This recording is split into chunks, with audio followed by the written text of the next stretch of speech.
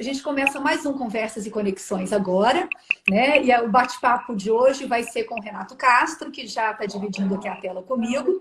O Renato é coordenador de um projeto que se chama Madeira e Design Sustentável, que foi é um projeto implementado pela ONG BV Rio. E nesse projeto, o Renato ele levou designers para dentro da floresta amazônica, para uma área de manejo florestal, que é administrada, que é coordenado, o trabalho ele é coordenado pelos moradores ali de Belterra, que é uma cidadezinha próxima de Santarém, e eles criaram uma cooperativa, que é a Cooperativa Mista de Trabalhadores da Floresta Nacional do Tapajós, e dentro dessa cooperativa eles criaram uma movelaria. Mas e os detalhes disso, quem vai contar para a gente é o Renato. Boa noite, Renato. Boa noite, Eliane. Obrigado. Obrigado para todo mundo que está assistindo, tendo dado seu tempinho para escutar. Essa história é muito rica, é muito boa. Na verdade, deixa eu te falar um pouquinho da BV Rio. A BV Rio é uma instituição civil, sem fins lucrativos, que tem como missão criar mecanismos de mercado para cumprimento das leis ambientais. A melhor forma de se cumprir as leis ambientais, tanto para empresas quanto para governos, municípios, no geral, né? Então, a gente tem uma agenda muito ampla que atua na área de madeira, na área de código florestal, resíduos sólidos, governança climática, agricultura sustentável e crédito de carbono. Especificamente, a área que eu cuido é do design madeira sustentável, que está dentro do braço madeira, tá? Então, o Renato, projeto deixa eu te pedir uma coisa. Diga. Te pedir uma coisa. O seu fone, o microfone aqui, ele está encostando no zíper do seu casaco. E aí está fazendo um ruído. Tenta puxar um pouco aqui o zíper, só para ele não ficar em contato com o microfone. Vê se melhorou. Aí. Perfeito. Tá melhorou? Perfeito. Então, conta pra gente, e como é que você, da BV Rio, como é que a BV Rio soube da Conflona? Como é que vocês se juntaram? Vamos lá. A BV Rio, em 2016, final de 2016, lançou uma bolsa de madeira, uma plataforma de madeira para conectar compradores e vendedores de madeira com origem legal, tá? Sim. E num trabalho, quer dizer, é uma plataforma gratuita onde quem tem madeira certificada ou madeira de origem legal oferta, e quem está querendo comprar procura quem quer comprar madeira de origem, óbvio, né? Vai lá e procura. Sim. Então, essa plataforma hoje ela está em português, inglês, mandarim, ela é uma plataforma mundial de madeira, e no Brasil a gente queria se aproximar dos manejos florestais, e nós fizemos um encontro no Rio de Janeiro, em janeiro de 2017, com a participação de vários manejos florestais e alguns comunitários, manejos comunitários. Uhum. E nesse encontro nós conhecemos um dos manejos que estavam lá, era a Conflona, uma das cooperativas que estavam dentro lá. Para a gente foi apresentar a bolsa para poder dar mais uma opção de colocação da madeira com origem, que é o nosso objetivo. Madeira certificada. Não madeira certificada, mas a madeira com origem extraída de uma forma correta, legal. Tá? De acordo com a legislação ambiental. Exatamente. E nesse encontro, o pessoal da Conflona falou, conversando com a gente, disse que, olha, nós temos uma extração de madeira em tora de tantos mil metros cúbicos por ano, mas os resíduos ficam jogados lá, e nós fizemos um projeto e temos uma movelaria dentro da floresta, ou seja, dentro da área do manejo florestal. A gente achou a movelaria ela já existia? A movelaria já existia ou ela foi criada a partir do projeto? Na verdade, eles submeteram ao Fundo Amazônia e Ecoforte um projeto para adquirir maquinário para montar uma movelaria para usar os resíduos de sobra desse manejo. O que é o resíduo? O resíduo é a parte que não é reta da árvore, que a madeireira e as serrarias não compram, não tem valor comercial, e ficam jogadas lá, e a gente está falando de galhos que tem 1,20 m de diâmetro, madeira absurda, é uma quantidade muito grande. Então, assim, o que a serraria compra? A serraria compra a parte reta do tronco, que é para poder ter ganho comercial. O que não é reto, para eles não serve. Só que como é uma quantidade muito grande e fica ficava lá jogado, estragando, eles tiveram essa ideia de fazer uma movelaria. Certo. Como que eles começaram a mão de obra? Dentro da floresta, existem, na Flona, são 23 comunidades. Tá? Essas comunidades, elas são separadas, são longe uma das outras, e sempre houve o artesanato caboclo, o pessoal sempre trabalhou com madeira desde que nasceu, faz parte da cultura deles, esse trabalho com madeira. Alguns eram marceneiros, outros faziam artesanatos em madeira para vender para turistas que passavam pela região, e, obviamente, essa movelaria, por que que não deu certo essas pequenas oficinas? Porque era muito pulverizado e não tinha uma continuidade. Eles pegavam árvores que caía, não tinha uma concentração Uma de gestão que matéria-prima fizesse que o garantida. negócio desse certo, né? Exatamente. Deixa eu E aí, quando aproveitar aqui eles... que vamos lá. eu separei algumas fotos para você ir falando e para as pessoas poderem entender aqui quando a gente fala dos resíduos dos cortes que as madeireiras não compravam da cooperativa e que ficava para... que era resto, né? Vamos mostrar aqui o Ficava no tamanho desse tempo. resto para as Isso. pessoas É poderem... bom, é legal, é Olha aqui. legal. Olha o É tamanho isso. do pedacinho da madeira que sobrava, né? Isso eles chamam de galhada, né? Na verdade. Uhum. E que são galhos realmente, né? Mas são galhos de árvores de muitos anos e assim que não tem valor comercial lá, mas que pode ser aproveitado para agregar valor à madeira, ao resíduo e gerar renda para eles. Olha, aqui tem o designer Carlos Mota.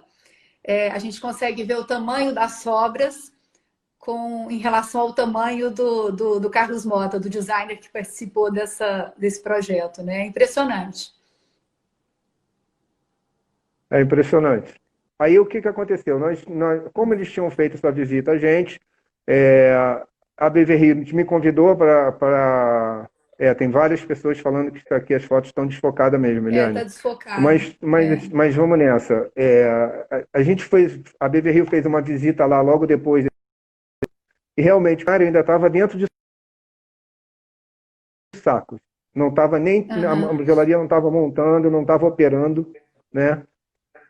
Mas eles pediram uma ajuda para a gente para faziam móveis que eles tinham contatos,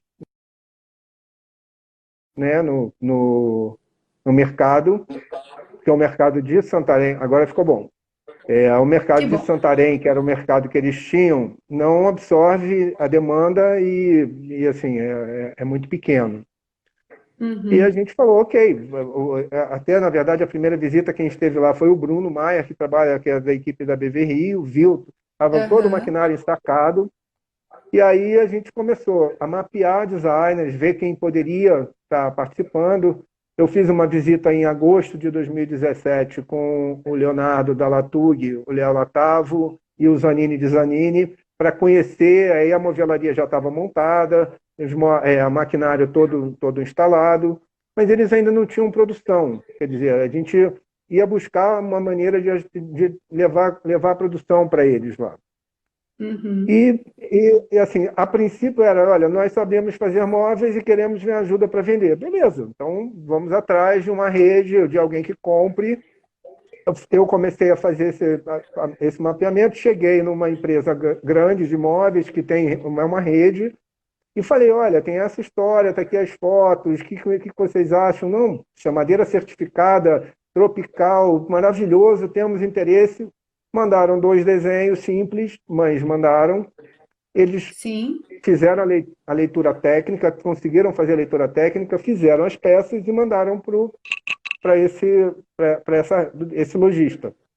E aí o retorno que eu tive foi, olha, o banco está pronto, mas não tem a menor condição de vender, os encaixes de marcenaria não são bem feitos, o acabamento não está bom, você passa a mão embaixo não está lixado, e uma série de questões que são técnicas. Eles sabem Sim. fazer, mas eles não tinham uma coisa apurada, né?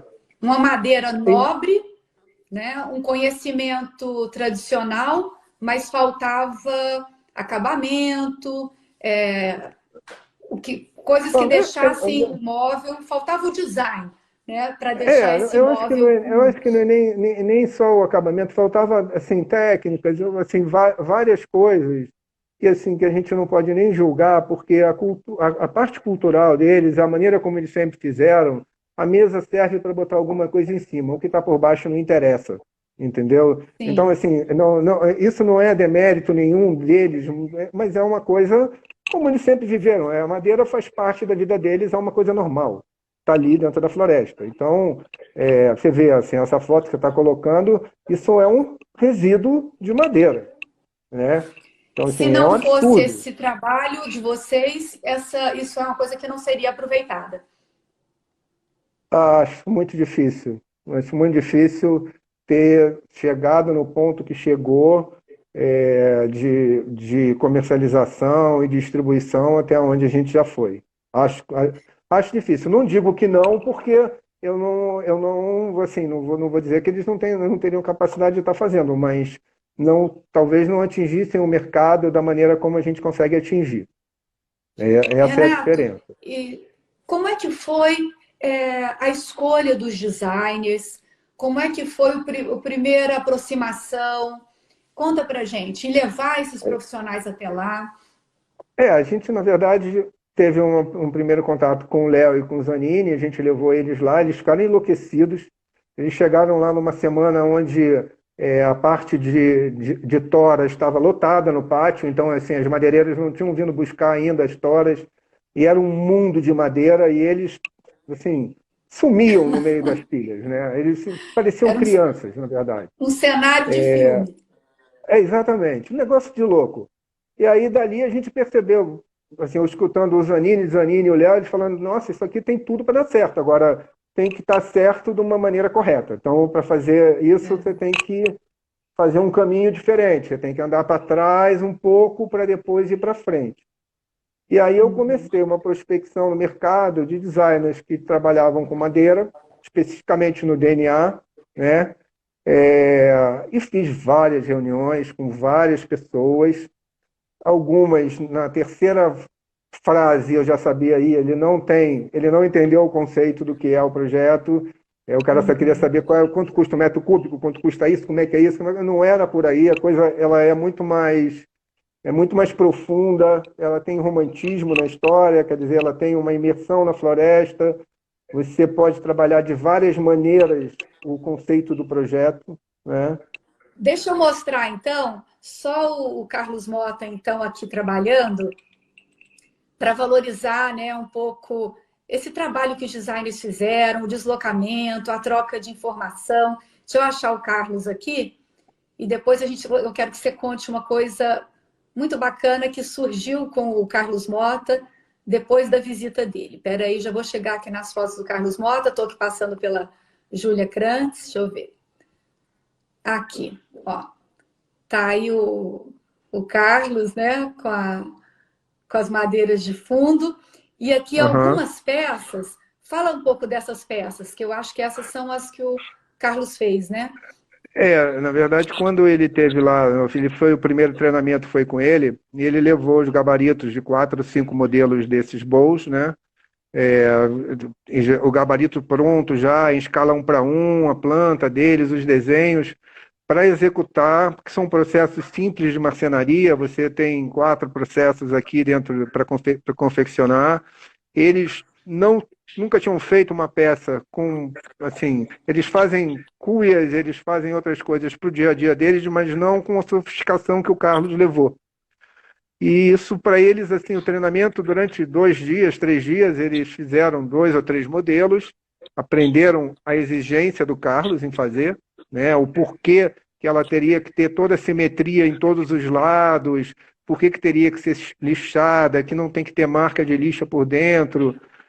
A gente começou ali um trabalho de olhar para acabamento, olhar para designer, que não é só uma cumbuca, ela tem todo um processo de equilíbrio para sendo feito, e levou essa cadeira também, que você acabou de passar, Deixa eu que voltar para era ela. também isso, que são processos também simples para fazer, né, de marcenaria, e executou também com eles, E a partir dali ele começou a fazer encomenda e mandar novos modelos de bowls e de pratos. E assim, e o negócio foi um sucesso. E a partir disso ele criou uma empresa chamada Atom, que é Mota ao contrário, para trabalhar Aqui. toda essa parte de madeira sustentável vindo da Conflona, de produtos feitos lá. E assim, eu imagino hoje o nível de encantamento dele, a ponto dele criar uma nova marca só para vender, né? Dedicada à produção e venda desses produtos em parceria com a Conflona. Isso é muito bacana. Na verdade, o que a gente estava criando ali era uma conexão da floresta com o mercado de alto valor agregado. A gente iniciou essa conexão, que é um dos princípios dos objetivos do projeto, é a união dos dois mundos. O mundo da floresta, que está a 3.500 quilômetros, de pessoas que vivem na beira do rio desde que nasceram as gerações, com o mercado do Rio de Janeiro e São Paulo, através de pessoas que têm seus canais de venda já estabelecidos. Então, você cria essa conexão e, obviamente, você tem que fazer essa intermediação e todo esse acompanhamento. No caso do Carlos Mota, especificamente, Eliane, eu vou sair um pouquinho do projeto, eu vou contar. Quando eu tive com ele a primeira vez, né, eu comecei a apresentar a BV Rio, aí mostrei a bolsa de madeira, ele achando lindo, assim, legal, só que ele virou para mim, ele é muito objetivo no meio da conversa, falou, Renato, olha, acho muito legal, mas, cara, não perde seu tempo comigo, que esse não é o meu foco.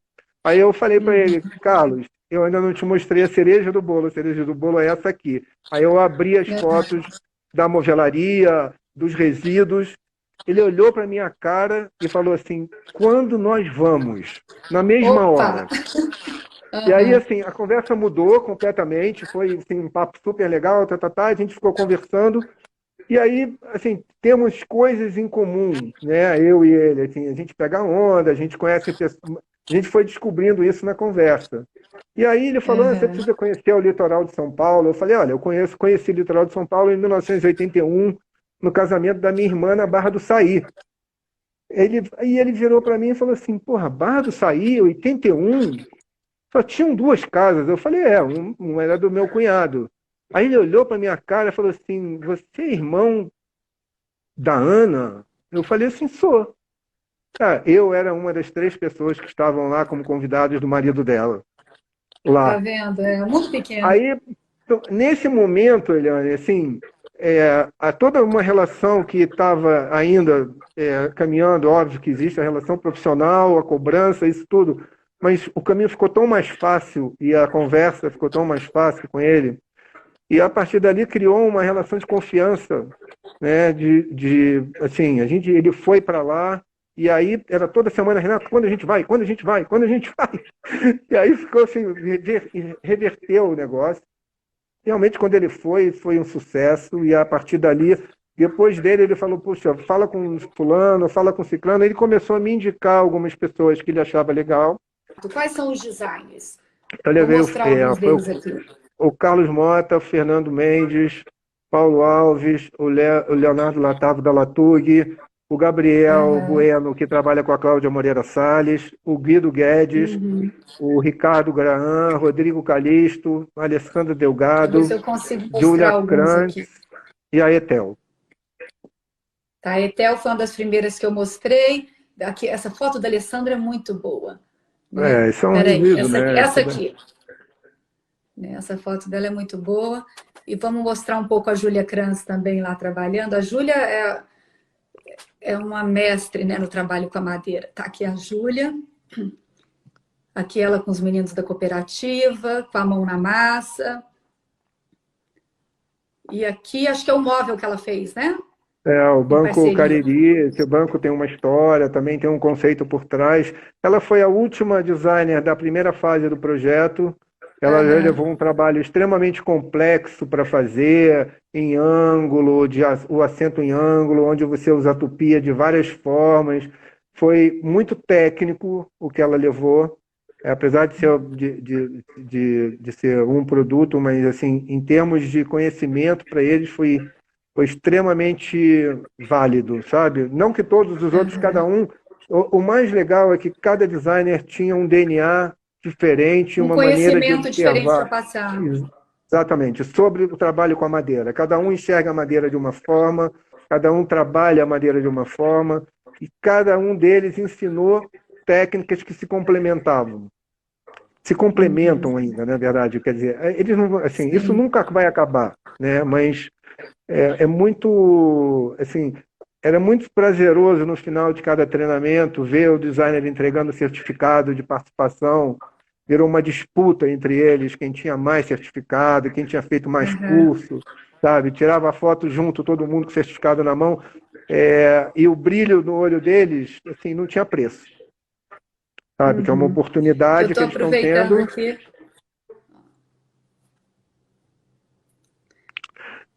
E como é que era, Renato, a interação, como é que foi a interação deles com os designers? Porque um detém o conhecimento tradicional, o outro um conhecimento mais contemporâneo, mais urbano. Teve algum choque cultural? Ou a interação foi fácil e rápida? Como é que foi esse encontro? Você levou todo mundo de uma vez? Como é que funcionou? Não, foram workshops mensais, então a gente dava tempo entre um e outro para que eles tivessem absorção do que o anterior tinha ensinado, tá? Então, Tá. se você faz uma coisa muito forte, agressiva, e como é uma diferença de pensamento muito grande, eles não, assim, você precisa dar tempo de absorver aquilo, e deixar aquilo entrar naturalmente, não deixar de ser uma coisa forçada. E o Aham. legal foi assim, o Carlos Mota tem um estilo, poxa, todo brincalhão, todo isso, todo aquilo, alegre. O Fernando, que foi o segundo, ele já é uma pessoa mais caladona, então cada um tem a sua forma de se comportar, mas todos com muito conhecimento para falar e propriedade do que falava. E os ribeirinhos ficavam fascinados pelas histórias que os designers levavam, e na execução dos processos, eles são limitados de ferramentas, eles são limitados de maquinário, mas eles davam soluções que os designers nunca tinham visto. E isso, sim, foi uma troca enriquecedora para os dois lados, porque você vê um cara trabalhar, fazer uma coisa que eles estão acostumados usando uma ferramenta de última geração, usando um prego, um pedaço de madeira para marcar, para riscar, para fazer isso, fazer aquilo, na mão, sem ter nenhum recurso, e conseguir fazer, assim, mostrou, eu acho, né, pelo menos a minha sensibilidade de ver aquilo aos poucos, e conhecendo a reação deles, eu via os designers ficando impressionados com o que eles viam de solução. Muitos chegavam lá sem projetos, né, só com ideias, e mudavam as ideias todas no meio do caminho quando viam as soluções que eles davam, né? Então isso Esse aí é foi, o Fernando assim, Mendes, né? esse é Esse o que está na Fernando. foto. Isso Isso. aqui é um móvel feito com o Fernando lá. Não, esse móvel foi uma cadeira da Cláudia Moreira Salles, que ela expôs Tá, na MAD, feita toda em IP, que é impressionante. tá. Ficou Tá? maravilhosa a cadeira. Nossa, é linda. É linda a cadeira. E Essa aqui o eu acho que é a encosto, cadeira da Alessandra Delgado. isso foi feito no treinamento da Alessandra. Essa cadeira ela não está montada, ela só está encaixada, todas essas tábuas, assim. E nesse treinamento aqui, teve uma coisa que a gente começou a perceber, e assim, uma das partes mais gratificantes disso, é que um dos ribeirinhos que estavam participando, que era convidado de uma comunidade, que a gente começou a convidar pessoas que tinham interesse em aprender marcenaria, né, de estar com designers, para expansão de mão de obra no dia que precisar. Pô, vamos treinando outras pessoas mesmo que elas não sejam funcionárias. E um deles Uhum. olhou essa forma do pé da cadeira aqui, né, do Deixa eu assento. voltar então. Peraí, deixa eu voltar. Volta que assim, eu me lembro que a Alessandra ficou com o olho cheio de lágrima quando ele Aqui, falou. aqui.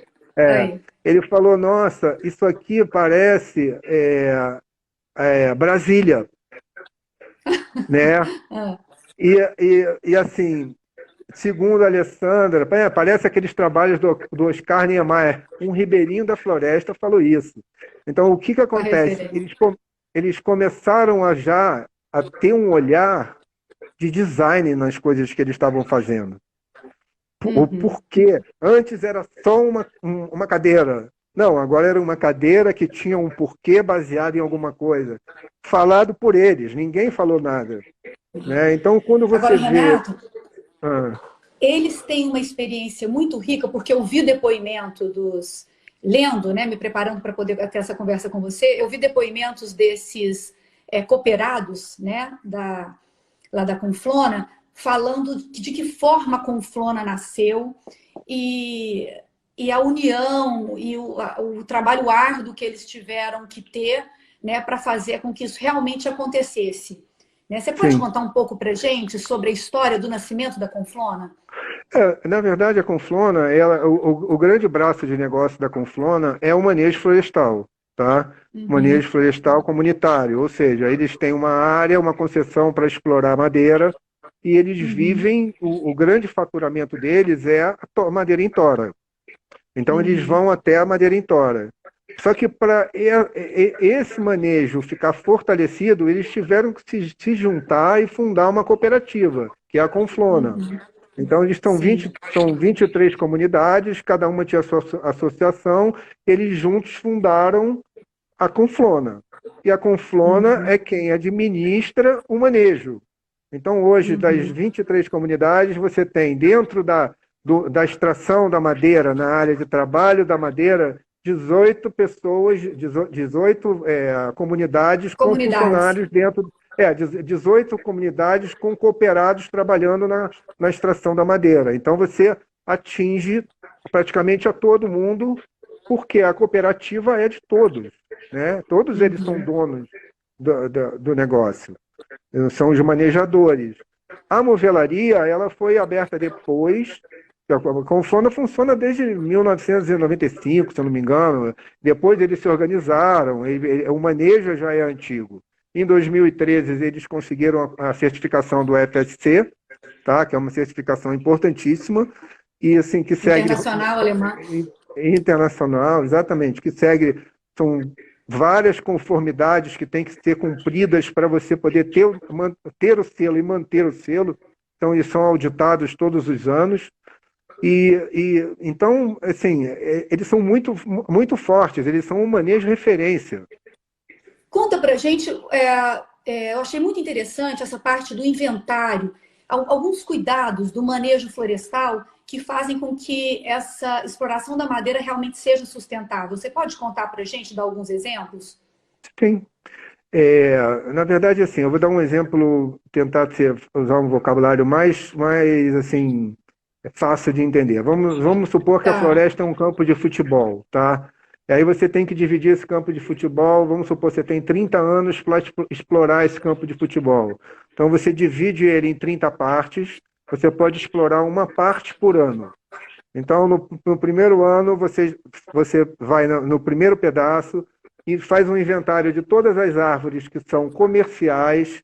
Você não vai derrubar árvore que não tem valor comercial. Todas as árvores que têm um diâmetro acima de 50 centímetros e vai identificar elas todas. Você vai dar um CPF para aquela árvore. Tá? A Sim. partir daí, você pega aquele plano e submete para poder cortar elas.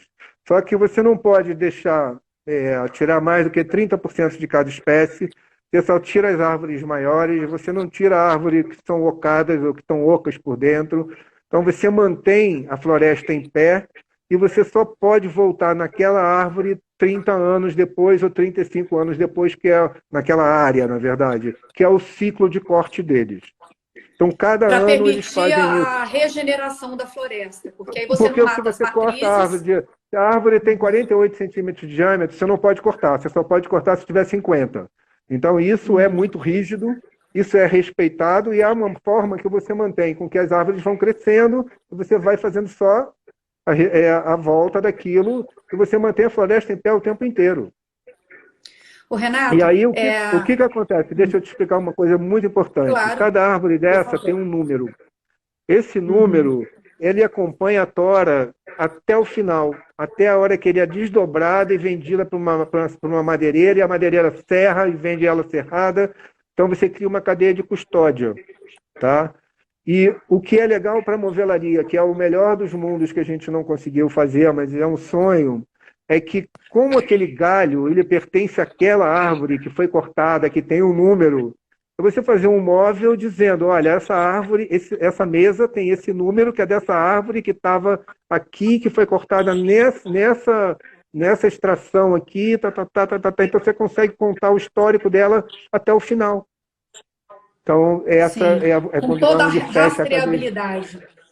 Totalmente, totalmente. Tá. Então, Eu vou mostrar dentro, aqui umas fotos também, só para ok? as pessoas terem noção do tamanho das árvores que tem ali nessa região. Olha isso. É impressionante, né? Você Isso aí, visitou você isso aí visitou não dá esse para local cortar, dessa não. Sumaúma? Não, não, não. Essa não. Mas olha só o tamanho. É muito. Então, Eu fui numa perto desse tamanho aí. é Mas essas, por impressionante. exemplo, essas não cortam, elas ficam, não são. Sim. Essas aí não são. Na verdade, eles trabalham assim. O corte tem muito, a Muracatiara, Ipê, Jatobá, Cumaru, Gelipedra, Frejó, Itaúba, Tatajuba, Massaranduba, assim, entre outras, né? São de 18 a 25 espécies por ano, dependendo da área de corte e da quantidade de indivíduos que tem em cada inventário feito. Aham. É, Renato, e como é que é agora a venda dessas peças para que isso se torne renda para essa comunidade? Como é que isso se reverte em benefício para eles? então vamos lá, Eliane. Nesses workshops que a gente levou os designers, que eles foram de livre e espontânea vontade para participar do projeto e conhecer, né, e poder ter acesso à madeira e ensinar, não existia nenhum compromisso comercial de retorno deles com os comunitários, com a movelaria. Só Tá. que a interação foi tão grande que eles passaram a mandar desenhos, encomendar as peças e comprar da cooperativa direto, tá? Então a gente chega hoje a 70, 80% do faturamento da movelaria vindo de demanda realizada pelos designers. E Então, essa, isso é essa a engrenagem continua girando. Então, os designers foram lá, fizeram um workshop. A partir desse workshop foram produzidos móveis, né, sim, peças, objetos, e eles continuam encomendando, então, as encomendas seguem. seguem. Seguem. Ano passado a gente chegou a quase 2.000 peças produzidas lá na floresta, distribuídas para vários designers, alguns um pouco mais, alguns um pouco menos, depende muito do trabalho de cada um, né? Quando você vai para uma linha de objetos menores, você tem uma demanda maior, para móveis mais pesados você tem um mercado mais restrito, mas o valor agregado ele vem em todas as peças, não importa se é uma cumbuquinha pequena para botar amendoim ou se é numa mesa peça única, eles estão pagando um preço para a cooperativa justo pela madeira, justo pelo trabalho, diretamente para a cooperativa. A gente não tem interferência comercial nessa relação deles. Quer E dizer, como a é que nossa esse negócio vai interferência se tornar sustentável ao longo do tempo? Porque caso é um grupo de designers, caso esses designers parem de encomendar peças para eles, como é que vocês pensam nessa gestão mais a longo prazo, na sustentabilidade do projeto? na verdade, a gente está. A nossa primeira etapa do projeto terminou com 10 capacitações, tá? Depois Uhum. veio a MAD, que foi a exposição da primeira etapa do trabalho na Bienal ano passado. Na Mercado segunda de arte e etapa, design. exatamente, que foi um sucesso, tá? E na segunda etapa, a gente já identificou gargalos que principalmente passavam por gestão, né, gestão de processos, gestão de administração de relação comercial, logísticas e controles internos. Então, nós submetemos ao doador do projeto uma extensão, já com a contratação de um engenheiro para ficar lá ajudando nesses processos no dia a dia, passando a semana dentro da movelaria, ele já está lá já há 5 meses. E aí veio a Sim. pandemia, obviamente ela parou e interrompeu esse processo, mas esse processo ele continua. O que acontece, na verdade, é que quanto mais você divulga, através de assessoria, de notas, de coisas bacanas, porque é uma coisa 100% correta, ela é correta e justa do começo ao fim, né? Você tem gente que procura o tempo todo, eu também quero fazer, eu também quero participar. Eles são abertos a qualquer designer que queira produzir lá, não tem problema nenhum, eles vão ser mais um fornecedor dentro de uma cadeia de clientes. Só que... Passando a pandemia... Continua, por favor. Só que dentro disso, você tem toda uma história por trás, um apelo sustentável, ambiental, social, para que o designer venda na ponta para o cliente dele. Então, assim, o que a gente quer é que o cliente do designer fala, não, mas eu quero uma coisa que esteja com maneira sustentável, que tenha origem. E já existe essa mudança de comportamento, óbvio, já vem uma geração muito grande que paga um pouco mais pela coisa certificada com origem, que não está agredindo o meio ambiente, que não está destruindo a floresta. Já existe isso já é uma realidade. Ela ainda pode não ter explodido, mas você vê o comportamento de comida no supermercado, das pessoas procurando coisas orgânicas, procurando coisas que não tenham agressão ao meio ambiente, que não seja de mão de obra escrava, que não seja que seja correta, né? Então, assim, a gente vê... De onde vêm os recursos para esse projeto, Renato? Então, nós temos dois doadores, né? Que um é a CLUA, que é uma aliança pelo clima, que administra recursos de várias fundações, e a outra é uma fundação holandesa chamada Good Energies, que também financia projetos na Amazônia.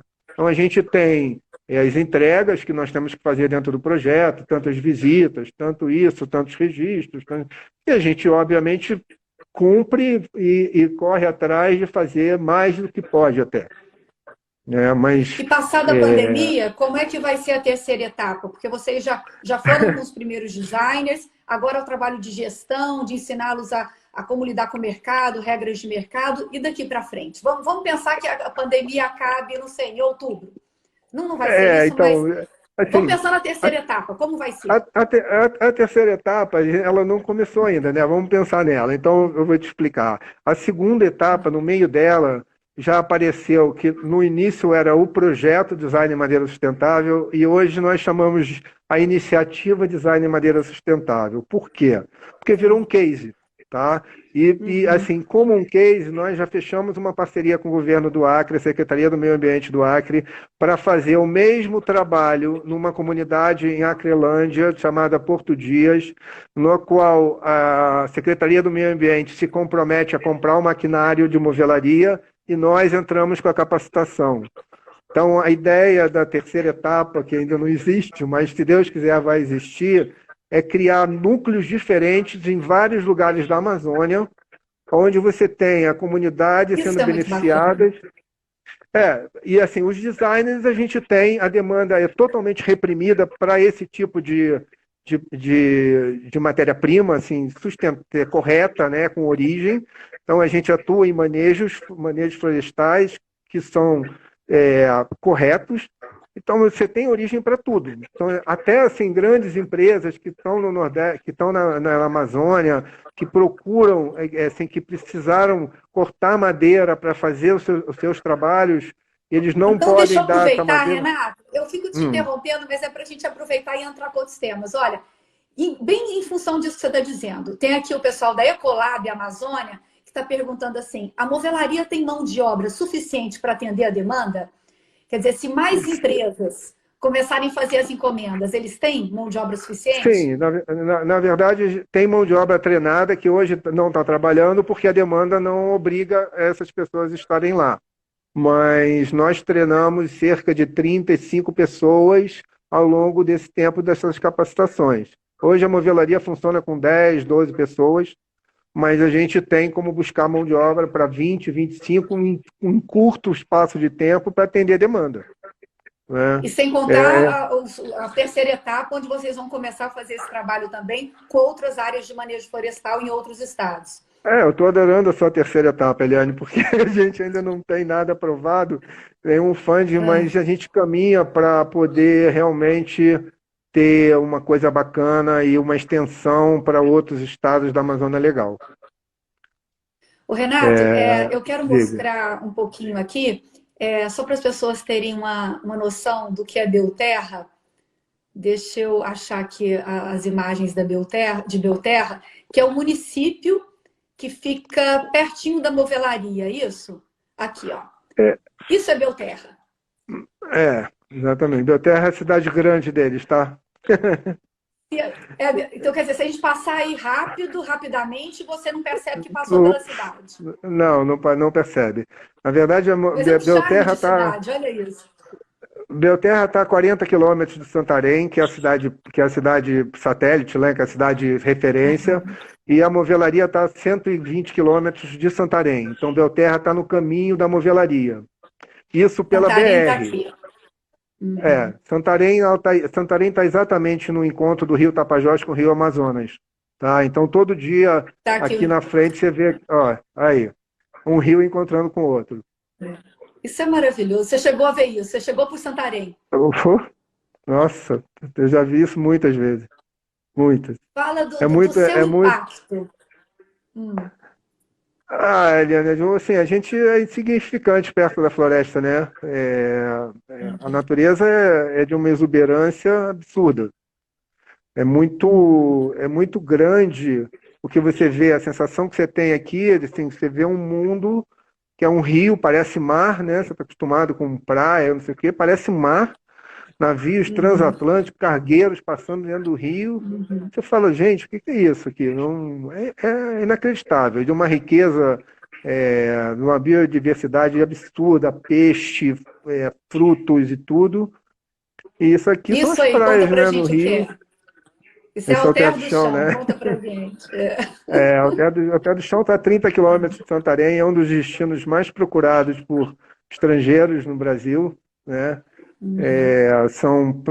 Alter do Chão é um pequeno povoado que fica na margem do Rio Tapajós, já acima de Santarém, já dentro do Rio Tapajós, pequenininho, como se fosse uma vila de pescador. Essa foto está na cheia, tá? Quando ela está baixa, você atravessa isso aqui tudo a pé. Aqui já está um pouquinho mais baixo. O rio sobe e desce, então são 6 meses de cheia, 6 meses para cheia, 6 meses para vazante. Quando a vazante vem, você tem mais de 5.000 praias ao longo do rio, de areia branca, cristalina, assim, zero poluição, zero. É um absurdo. É Renato, muito. agora, como é que fica toda a situação, esse trabalho da cooperativa, o trabalho de vocês da BV Rio nessa parceria com eles, a ida dos designers, diante desse cenário de aumento significativo do desmatamento da Amazônia, mas aí a gente está falando de uma exploração ilegal, né? Sim. De que forma isso impacta o trabalho de vocês? Na verdade, Eliane, assim, dentro da unidade de conservação onde a gente está, por ela estar dentro da onde as comunidades moram, lá o desmatamento, especificamente ali, o desmatamento ilegal, ele não atinge porque existe um controle muito rápido, tá, de ação. Então, se identifica alguma coisa, rapidamente eles chegam. Agora, é obviamente que o desmatamento ilegal primeiro, ele destrói a floresta porque ele não tem critério de corte. Ele vai cortando, achou a árvore boa, manda ver. Se ela tem tamanho tal, não tem problema. Eles destroem tudo. E na hora da venda, o preço é muito menor. Então, ele dificulta o mercado de madeira legal, porque você tem a mesma madeira, só que de uma forma de extração ilegal, com mão de obra escrava, muitas vezes, ou quase miserável. E assim é muito difícil. Obviamente que assim, é um problema sério, né, do desmatamento ilegal. Você tem hoje questões de desmatamento ilegal para venda da madeira e você tem questões de desmatamento ilegal para venda da madeira e de transformar a terra em área para pasto, para gado. Então você destrói também, sem autorização, e além disso, você vai usar para outra coisa. Quer dizer, é uma situação muito complicada que o Brasil vive hoje. Em áreas que tem as cooperativas, os manejos florestais e a presença da comunidade ali, eu imagino que isso deva proteger né? Eu acho que a presença da comunidade na floresta, ela mantém a floresta em pé. É isso? Estou falando alguma coisa ela errada? ajuda muito. Se você tem uma comunidade ativa, né, uma cooperativa e moradores que estão prestando atenção, e você tem um órgão atuante por perto, como no caso do ICMBio, que está lá do lado deles, onde você consegue rapidamente chegar e impedir essa destruição, quem está fazendo a coisa errada vai para onde é mais fácil, entendeu? Sempre O Pará é um essa dos estados. O Pará foi um dos estados mais afetados pelo desmatamento na Amazônia, né? o negócio lá é sério. A grilagem lá, ela é muito forte, é a lei da bala, né? Então, assim, você não tem uma fiscalização atuante que consiga cobrir tudo. E quando você vê, já caiu. E depois que caiu, assim, é muito difícil. Como é que ficam por exemplo, você que tem contato com os meninos da cooperativa, né, com os marceneiros da cooperativa, como é que eles recebem essa notícia e de que maneira eles se movimentam para tentar ampliar a proteção, mesmo fora da unidade de conservação onde eles trabalham? Existe uma comunicação entre eles das várias unidades? Na verdade, existe, mas é muito pouca, né? Assim, a floresta é muito grande, né? É uma área é muito extenso o negócio. Então, Uhum. assim, dentro da área de reserva, lá na Flona, a comunicação é feita muito rápido, porque é todo mundo com rádio, não sei o quê, você tem uma cooperação mútua entre eles de avisar, né? Então, avisar para tudo. Ah, puxa, uma tartaruga morta ali. Ah, a gente viu uma onça na estrada. Rapidinho você já tem órgãos que fazem o controle, o acompanhamento. Agora, em áreas ermas, mais afastado, onde você não tem nenhum tipo de vigilância ou nenhum tipo de gente presente, eles fazem o que eles querem, né? Você vê nas terras indígenas a invasão, destruição, corte, para exploração de minério, para madeira também, a gente não tem, assim, Renato, os mais um ribeirinhos. motivo, então, para vocês seguirem com esse projeto e tentarem ampliá-lo, porque o projeto de vocês, eu imagino que ele ajuda a fixar esses ribeirinhos, não é isso? A evitar com que o êxodo, que eles precisem sair para buscar uma fonte de renda em outros locais. Na verdade, quando você cria uma profissão e mostra um caminho, né, legal de seguir como meio de sobrevivência, onde você pode até melhorar o seu ganho, a sua renda, o que você traz para sua família, de uma certa forma, você está fixando o tradicional na floresta, tá? O povo tradicional. Isso daí, com certeza. Quando a gente busca ampliar isso para outras comunidades, né? A gente obviamente vai estar criando essa oportunidade também de que as pessoas não saiam e assim lutem por aquilo que é deles, porque a terra é deles. Uhum. Uhum. Faz Esse parte. trabalho que vocês estão fazendo, de que forma isso reflete na decisão de compra do consumidor? Quando vocês fazem toda uma divulgação, por exemplo, da origem da madeira, isso define a compra? Olha, a gente tem percebido um aumento na demanda de quem está produzindo lá. Eu acho que isso Uhum. ajuda a enriquecer o produto dele, né? No momento que você cria uma história de transparência da onde vem, principalmente num momento onde a gente está vendo só falar em mal e você vem com uma coisa boa, bonita, sabe, correta. É óbvio que quem está prestando atenção, ele vai pagar um pouquinho mais por aquilo, mas porque para você fazer correto tem um custo maior, não é só destruir, você tem que preservar, e para preservar você tem que fazer direito. Isso a gente está sentindo Renata, que acontece, sim.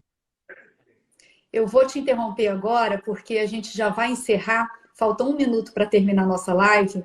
E eu não Nossa, posso passou encerrar sem rápido. te agradecer, sem te dar Não, eu que parabéns pelo agradeço. projeto e te dizer que eu vou gostar muito se a Conexão Design puder ir com você para essa área de manejo florestal, com algum dos designers que costumam participar da feira comigo.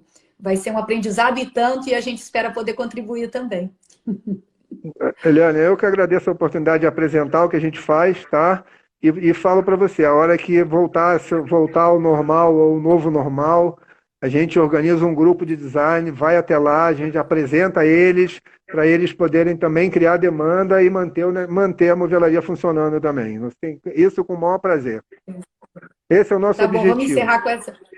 Vamos encerrar com essa imagem gigantesca aqui, essa exuberância da floresta. Renato, muito obrigada, parabéns para você, parabéns para todo mundo da BV Rio, né, pelo projeto.